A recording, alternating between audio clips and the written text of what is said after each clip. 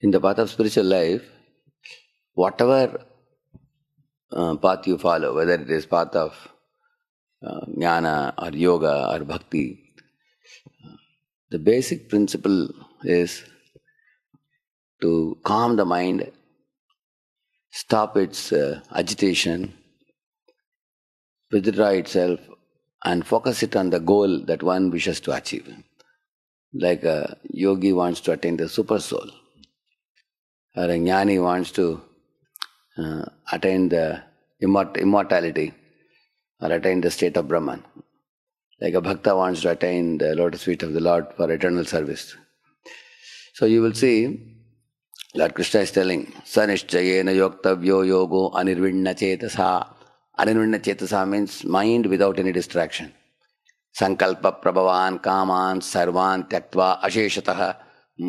He says that abandon all the different type of desires. Don't even keep one, he says, during the meditation. Completely withdraw the mind from all that is material. And then manasa ivendriya gramam viniyamya samantataha shanai shanai uparamet buddhyadrita grihitaya atma samstam manah kritva na kinchidapi chintayet. Na kinchidapi chintayet. Don't think of anything else. Abandon everything that is material, far away. And he says that manasa ivendriya gramam means the senses are grouped about the mind. So the senses and the mind can be subdued by intelligence, strong intelligence. That intelligence, he says, is sustained by patience. And how do you do this? Shanai, shanai, he says, gradually. One should withdraw from the external clutter. Example is how Dhruva's mind was clouded with so many anxieties. Oh, my father did not protect me. When I wanted to sit on his lap, he neglected me. And my stepmother, she ill-treated me. I have to take revenge against her. And all this is happening because of my stepbrother. He sat on the lap. It seems that he will get the kingdom and I won't get the kingdom. Now I want to prove to my stepmother and to the world that I can get a kingdom better than even my father also, or even my grandfather also.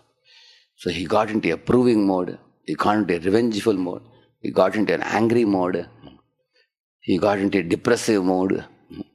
So in this way his mind became completely cluttered like a muddy pool of water. But even though he had a very cluttered mind running in dozen directions, because he developed a deep respect for the great Vaishnava saint Narada, he could withdraw the mind from such clutter and focus it on the Supreme Lord Vasudeva through meditation of chanting the holy name. And then eventually his mind became crystal clear like a lake, where you can even see the pebbles at the bottom. Like that his mind became. So a cluttered mind became a clear mind by chanting the holy name and focusing on the Supreme Lord. By calming the mind. He could do that and eventually he succeeded in his life. On the other hand, a clear mind can become a cluttered mind by neglecting to concentrate on the holy name. For example, Bharat Maharaj, he even abandoned his kingdom, royal delights, wife and children and everything.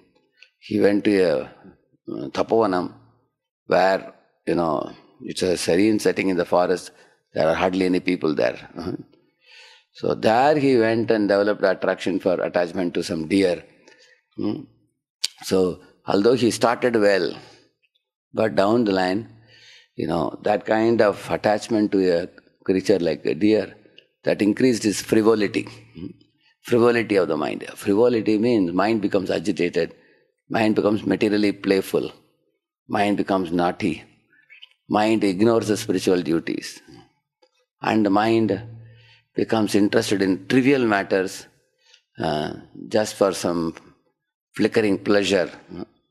So in this way, his mind became more and more cluttered, distracted, deviated from the main goal. And in the name of spirituality, he went to the forest, but he failed to accomplish the goal. I ended up becoming a deer. Similarly, a boy who is becoming a devotee, when he is becoming a devotee in the beginning, his mind is also cluttered because he has many, many things going on in his mind. What about my academic scores? What about my future career prospects? The world is in danger now. Jobs, people are laid off from jobs. What will happen to me? Along with this anxiety, there is also a propensity for attraction for the opposite sex also. And there is also propensity for watching Netflix and watching YouTube. One's mind is, and one has a tendency to play, and one has a desire to show off doing something superficial. So there are dozens of things going on in the head of any average student nowadays. And if they don't withdraw the mind from these material occupations and focus on the chanting of the holy name in a one-pointed way, then the mind is not cleaned up. The mind continues to remain like a cluttered lake with muddy pool of water.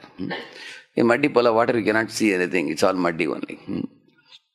But those who can chant the holy name very effectively, attentively, by withdrawing the mind, then they will clear up the mind. When the mind is cleared, like a serene lake, then one gets clarity in life. One knows, I do my duty, and then Krishna gives the results. I don't unnecessarily worry about it. Similarly, they will not let the mind to be frivolous.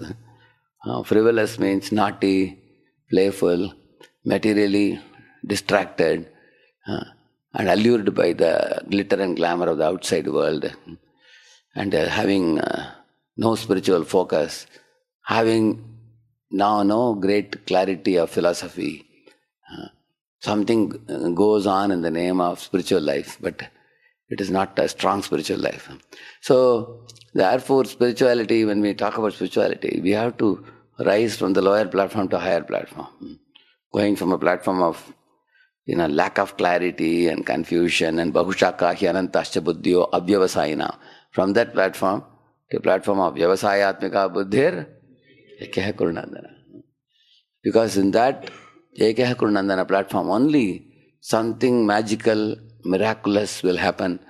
We go from dharana to dhyana to samadhi, and then with that pure mind and pure intelligence, one can experience something spiritual.